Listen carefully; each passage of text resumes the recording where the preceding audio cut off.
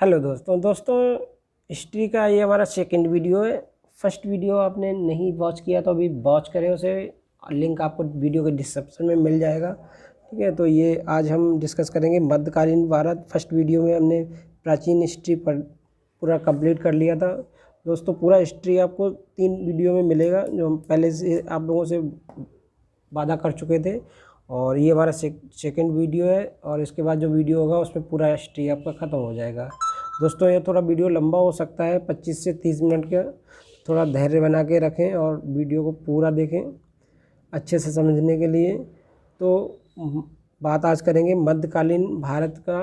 तो मध्यकालीन भारत को 2 भागों में बांटा गया है।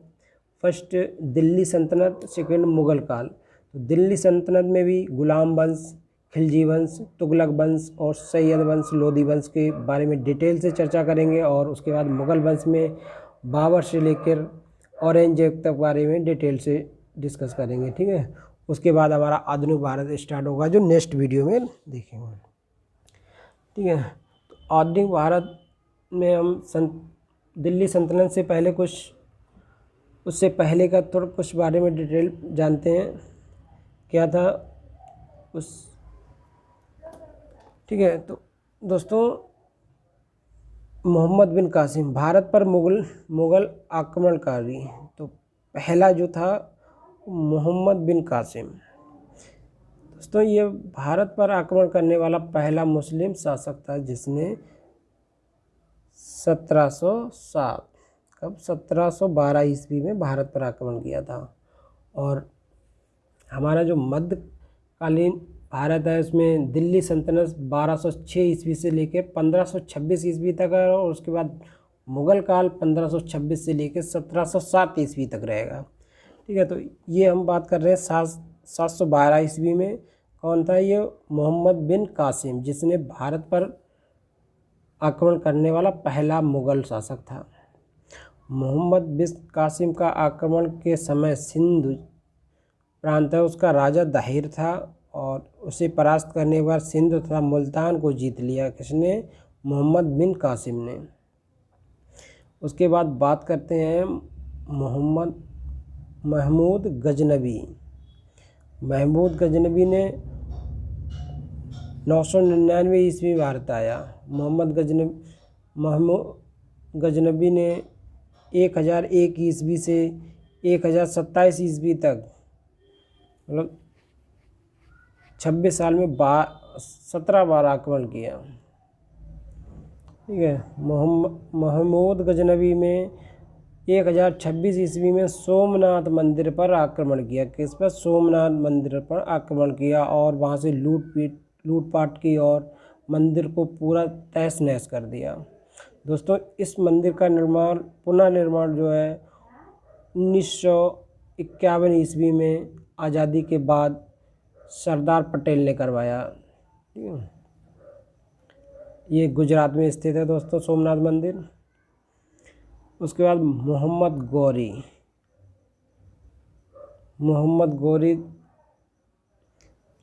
गौरी ने 1175 ईस्वी में भारत पर आक्रमण किया। कब किया? 1175 में। इसने 2 युद्ध किए थे। प्रथम तराइन युद्ध 1951, जो हरियाणा राज्य के करनाल जिले के तराइन में हुआ था। मोहम्मद गौरी और पृथ्वीराज चौहान थर्ड के मध्य लड़ा गया, जिसमें मोहम्मद गौरी की हार हुई और पृथ्वीराज चौहान विजय हुए। उसके बाद ठीक 1 साल बाद तराइन का दोबारा युद्ध हुआ मोहम्मद गौरी और पृथ्वीराज चौहान के बाद 1992 ईस्वी में। इसमें पृथ्वीराज चौहान की हार हुई और मोहम्मद गौरी की विजय हुई। इस युद्ध में मोहम्मद गौरी ने छापामार युद्ध और तोपखाने का प्रयोग किया, जो कि पहली बार किया गया था इस तरह का युद्ध में। उसके बाद बात करते हैं अब दिल्ली सल्तनत की। ठीक है, दिल्ली सल्तनत से भी पहले बात करते हैं चंदावर का युद्ध, जो 1194 ईस्वी में मोहम्मद गौरी और कन्नौज के शासक जयचंद के मध्य लड़ा गया, जिसमें मोहम्मद गौरी की विजय हुई। दिल्ली सल्तनत में सबसे पहले बात होगी गुलाम वंश की। तो गुलाम वंश के दोस्तों स्थापना की थी वो थे कुतुबुद्दीन ऐबक, जिन्होंने गुलाम वंश की नींव रखी 1206 ईस्वी में। ठीक है, और दिल्ली में कुतुब मीनार का निर्माण कराया, अजमेर में 2.5 दिन का झोपड़ा बनवाया। ठीक है, उसके बाद बात करते हैं इल्तुतमिश। इल्तुतमिश जो कि गुलाम वंश के ही शासक थे, और इनकी पुत्री रजिया सुल्तान जो प्रथम मुस्लिम शासिका बनी। कई बार क्वेश्चन पूछा गया है दोस्तों। इल्तुतमिश के बारे में बात करें तो इल्तुतमिश जब दिल्ली का शासक बना उससे पहले वो बदायूं का क्या था, सूबेदार था। क्या था, बदायूं का सूबेदार। तो इल्तुतमिश ने चांदी के जो सिक्के थे उनको टका, और तांबे के जीतल के सिक्के चालू किए। तांबे के जीतल और चांदी के टका। उसके रजिया सुल्तान जो कि इल्तुतमिश की पुत्री थी। इल्तुतमिश की पुत्र के पश्चात उनका पुत्र रुकनुद्दीन दिल्ली का शासक बना, लेकिन ये अयोग्य होने के कारण इल्तुतमिश की बेटी रजिया सुल्तान को दिल्ली का प्रथम मुस्लिम शासक बनी। इसके बाद बलबन की बात करते हैं, ये भी गुलाम वंश का था।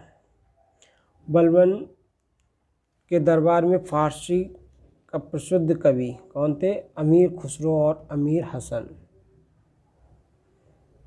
उसके बाद खिलजी वंश की स्थापना हुई 1290 से 1320 ईस्वी तक। खिलजी वंश का शासक रहा दिल्ली पर। इसमें जलालुद्दीन फिरोज खिलजी ने हिंदुओं के प्रति उदार सही नीति अपनाई। फिरोज खिलजी ने बुलंदशहर उत्तर प्रदेश में इक़्तादार का निर्माण कराया। इक़्तादार देखो दोस्तों, सैनिकों और भू राज्य का एक संगठन है। ये बनवाया किसने, फिरोज खिलजी ने। उसके बाद खिलजी वंश में अलाउद्दीन खिलजी वही है जिसने चित्तौड़ के किले पर आक्रमण किया था। किसको, पद्मिनी को पाने के लिए। ठीक है, जिसपे पद्मावत फिल्म बनी है दोस्तों, देखी होगी आपने फिल्म ये। तो अलाउद्दीन खिलजी ने सैन्य विभाग की स्थापना की। बाजार पर नियंत्रण की स्थापित के लिए मूल नीति लागू की। उसके बाद बात करें तुगलक वंश। तो तुगलक वंश की जो स्थापना की गयासुद्दीन तुगलक ने। इस तुगलक वंश इसका शासन रहा 1320 से ले 1325 ईस्वी, 5 वर्ष तक रहा। गयासुद्दीन तुगलक ने 1320 में दिल्ली पर तुगलक वंश की नींव रखी। तुगलकाबाद का स्थापना की इसने, ऐसे राजधानी भी बनाया। गुलाब बाग का निर्माण करवाया। नहरों का निर्माण कराया किसने, गयासुद्दीन तुगलक ने। मोहम्मद बिन कासिम ने दिल्ली के समीप दौलताबाद शहर की स्थापना व राजधानी दिल्ली से दौलताबाद स्थानांतरित की। दोस्तों इस वीडियो का आपको अगर PDF चाहिए तो आप हमारे टेलीग्राम चैनल से डाउनलोड कर सकते हैं। लिंक आपको वीडियो के डिस्क्रिप्शन में मिल जाएगा, या टेलीग्राम पर जाकर simply study with TS Guruji search करेंगे और हमारे चैनल से ज्वाइन करने के बाद आपको मिल जाएगा। ठीक है, इसके बाद फिरोज शाह तुगलक। दोस्तों फिरोज शाह तुगलक ने इस्लामी कानून स्वीकृत करने के लिए 4 प्रकार के कर लगाए। कहते हैं 4 प्रकार के कर लगाए, जिसमें पहला खैराज एक तरह का लगान होता था। उसके बाद खम्स युद्ध में जो लूटा हुआ माल होता था वो है। उसके बाद ज़कात जो मुसलमानों पे लगने वाला कर था, और जजिया जो कि गैर मुस्लिम जो होते थे, हिंदू, सिख, ईसाई, बौद्ध, जैन, इन पे लगने वाला कर था। दोस्तों ये जजिया कर इसके बाद अकबर ने समाप्त कर दिया था, मगर उसके बाद औरंगजेब ने इसे पुनः लागू कर दिया था। उसे आगे चलकर डिस्कस करेंगे। ठीक है, फिरोज तुगलक ने गरीबों की सहायता के लिए दीन-ए-खैरात की स्थापना की। फिरोज तुगलक ने फिरोजाबाद फिरोज तुगलक द्वारा बनाए गए शहर कौन कौन से हैं? फिरोज तुगलक द्वारा बनाए गए शहर फिरोजपुर, जौनपुर, हिसार, फिरोजाबाद। उसके बाद जामा मस्जिद का निर्माण भी किसने कराया? फिरोज तुगलक ने। इसकी एक आत्मकथा भी लिखी इसमें, फिरोजी नामक पुस्तक। उसके बाद स्थापना होती है सैयद वंश। तो सैयद वंश की स्थापना खिर्ज खान ने की, 1414 से लेकर 1421 तक। खिर्ज का एकमात्र शिया समुदाय का शासक था, शिया समुदाय। ठीक है। खिर्ज खान ने तुगलक वंश के सिक्के ही प्रचलन में रखे हैं। तुगलक वंश में जो सिक्के चल रहे थे उन्हीं को प्रचलन में रखा। मुबारक शाह ने शाह की उपाधि धारण की। इसने यमुना नदी के किनारे समीप मुबारकाबाद नगर की स्थापना की। तो सैयद वंश का अंतिम शासक अलाउद्दीन आलम शाह, जिसे बहलोल लोदी ने परास्त कर दिल्ली पर लोदी वंश की स्थापना की। ये सैयद वंश का जो अंतिम शासक था उसे परास्त किसने किया? बहलोल लोदी ने, और लोदी वंश की स्थापना की। ठीक है। उसके बाद लोदी वंश की स्थापना किसने की? बहलोल लोदी ने। ठीक है। 1451 ईस्वी में बहलोल इसे गाजी की उपाधि धारण की। बहलोल लोदी ने अपने नाम से सिक्के जारी किए जो अकबर के समय तक जारी रहे। अकबर के समय तक बहलोल लोदी के सिक्के जारी रहे जो अपने नाम से जारी किए थे। इसके बाद सिकंदर लोदी ने दोस्तों आगरा शहर का बसाया था। सिकंदर लोदी ने इसने भूमि की पैमाइश के लिए गजे सिकंदरी नामक एक पैमाने को प्रचलन में लाया। ठीक है। सिकंदर लोदी अमरकोट में ज्वालामुखी मंदिर को तुड़वाकर उसे खंडर में परिवर्तित कर दिया। किसने? सिकंदर लोदी ने। इसके शासनकाल के समय ही, सिकंदर लोदी के शासनकाल के समय कालिदास जी हुए थे। बात करते इब्राहिम लोदी 1517 ईस्वी में खतौनी के युद्ध में महाराणा सांगा से पराजित हो गया। पानीपत का प्रथम युद्ध कब हुआ था? 21 अप्रैल 1526। तो हरियाणा के पानीपत जिले में पानीपत के मैदान में इब्राहिम लोदी व बाबर के मध्य, बाबर आ गया अब यहाँ पे दोस्तों। अब यहाँ से मुगल काल स्टार्ट होने वाला है। बाबर के मध्य युद्ध हुआ। ठीक है। जिसमें बाबर की विजय हुई और यहाँ से 1526 ईस्वी में मुगल साम्राज्य की स्थापना हुई। तो मुगल साम्राज्य की स्थापना किसने थी? बाबर ने की थी दोस्तों। ठीक है। तो बाबर के दोस्तों 4 पुत्र थे, हुमायूं, मकराम, अस्करी और हिलदाल। ये खानवा का युद्ध। तो खानवा का युद्ध 17 मार्च 1527 में भरतपुर जिले के रूपवंश तहसील के खानवा के मैदान में बाबर और किसके? राणा सांगा के मध्य लड़ा गया, जिसमें बाबर की विजय हुई। घाघरा का युद्ध 1929 ईस्वी में बाबर व महमूद लोदी के मध्य लड़ा गया, जिसमें बाबर की विजय हुई। बाबर ने अपने आत्मकथा जो तुर्की भाषा में है तुजुक-ए-बाबरी लिखी। उसके बाद बाबर का पुत्र आया हुमायूं। ठीक है। 10 साल तक शासन किया। हुमायूं जब दिल्ली की गद्दी पर बैठा, उससे पहले वो वदक्ख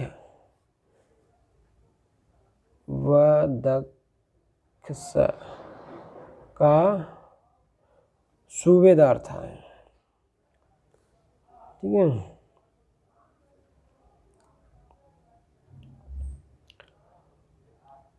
हुमायूं ने दिल्ली के समीप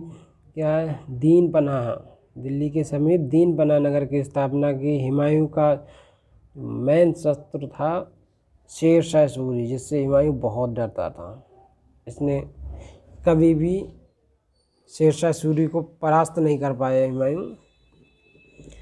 तो तो हुमायूं और शेरशाह सूरी के मध्य जो युद्ध हुए चौसा और कन्नौज का, पनौज का युद्ध कहा गया इसे। तो चौसा व कन्नौज का युद्ध शेरशाह सूरी और हुमायूं के मध्य लड़ा गया। दोनों में ही शेरशाह सूरी विजयी हुए। 1540 ईस्वी में हुमायूं भारत छोड़कर अमरकोट गुजरात राणा वीर शाह के महल में शरण ली। इसके बाद पश्चात ईरान के सहाबा बैरम खां की शरण में चला गया।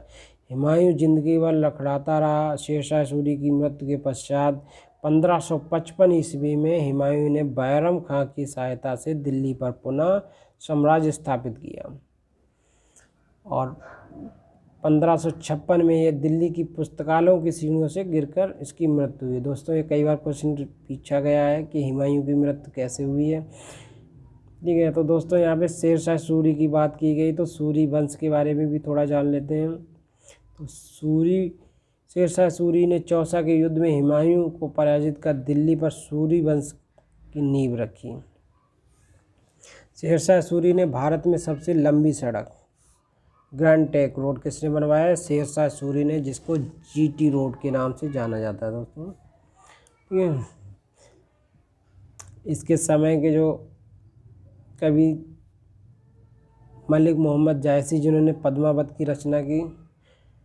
शेरशाह सूरी ने सासाराम बिहार में अपना मकबरा बनवाया। शेरशाह सूरी ने डाक चालू किया, उसके बाद शेरशाह सूरी चांदी का रुपया और तांबे का दाम चलाया शेरशाह सूरी ने।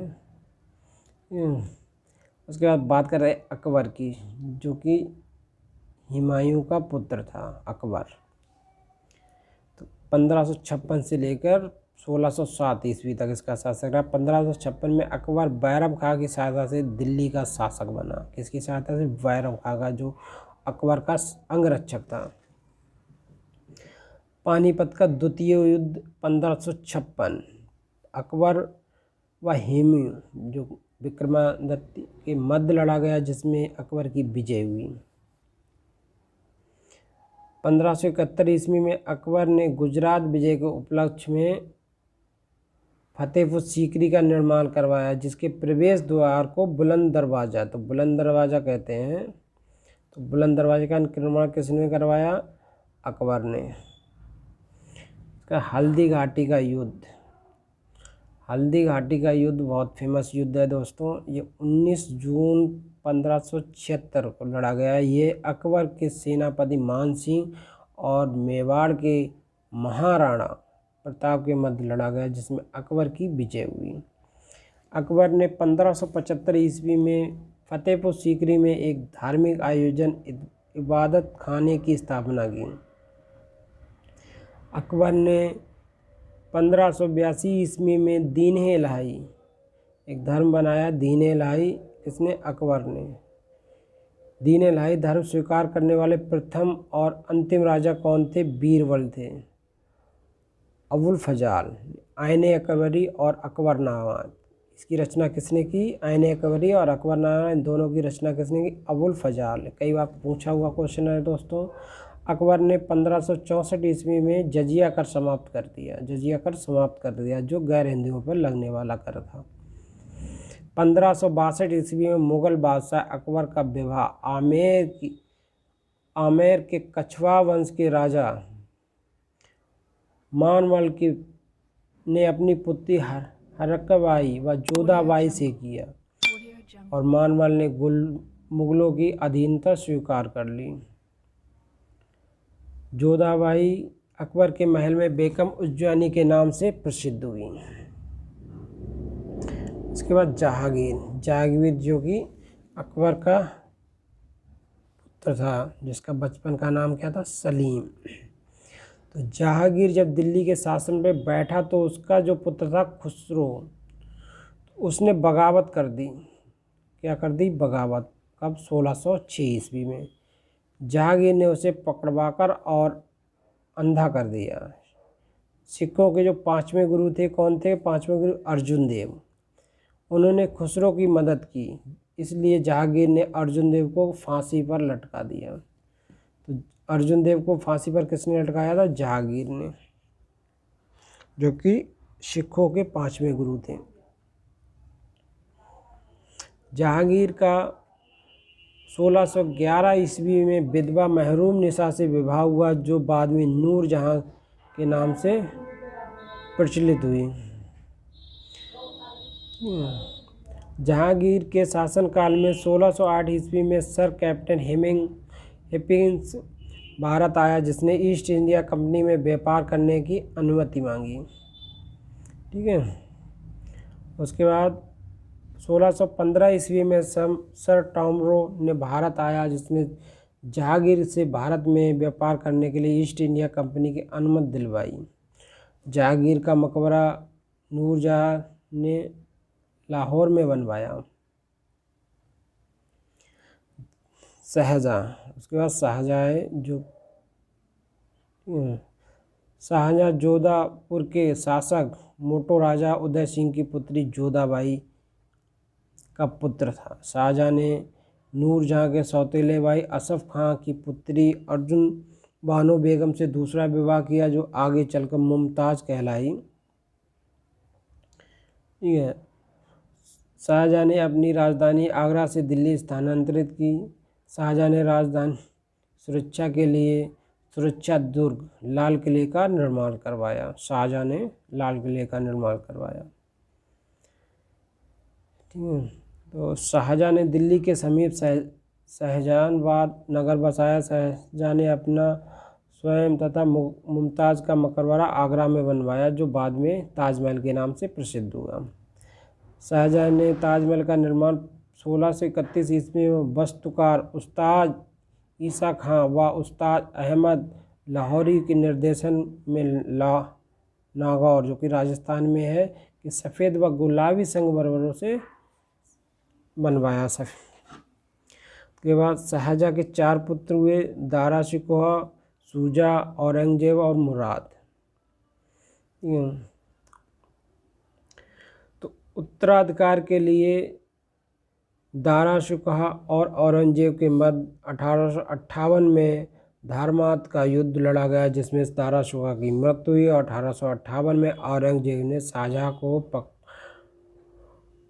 को हटाकर औरंगजेब मुगल शासक बना तथा शाहजहां को कैद कर आगरे के लाल किले में बंद कर दिया। औरंगजेब ने अपने पिता को बंद कर दिया, शाहजहां को। ठीक है। 8 वर्ष के पश्चात 1666 ईस्वी में शाहजहां की मृत्यु हो गई, जिसे आगरे के ताजमहल के समीप दफनाया गया। औरंगजेब सिंहासन पर बैठने से पहले दक्कन का गवर्नर था। औरंगजेब कट्टरपंथी मुस्लिम शासक था, जो शिया समुदाय को मानने वाला था। औरंगजेब ने जजिया कर हिंदुओं पर वापस लागू कर दिया। वह हिंदुओं के त्योहारों को सार्वजनिक रूप से मनाने पर प्रतिबंध लगा दिया। औरंगजेब के समय कई आंदोलन हुए, कई विद्रोह हुए, जिसमें सतनामी विद्रोह, जाट विद्रोह, सिख व राजपूत विद्रोह अहम थे। औरंगजेब की मृत्यु 1707 ईस्वी में दौलताबाद, जो कि औरंगाबाद के समीप है, वहाँ हुई। उसका मकबरा बना हुआ है।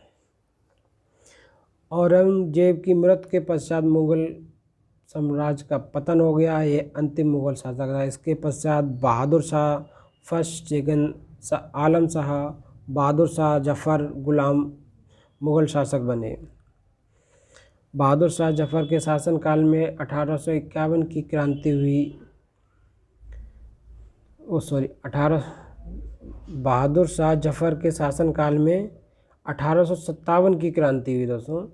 इस 1800 की क्रांति में बहादुर शाह जफ़र ने ईस्ट इंडिया कंपनी के खिलाफ विद्रोह किया। यहाँ से दोस्तों आधुनिक भारत स्टार्ट हो जाता है। अब आधुनिक भारत हम अपने नेक्स्ट वीडियो में डिस्कस करेंगे। इस वीडियो में इतना ही दोस्तों वीडियो आपको कैसा लगा कमेंट करें और वीडियो को शेयर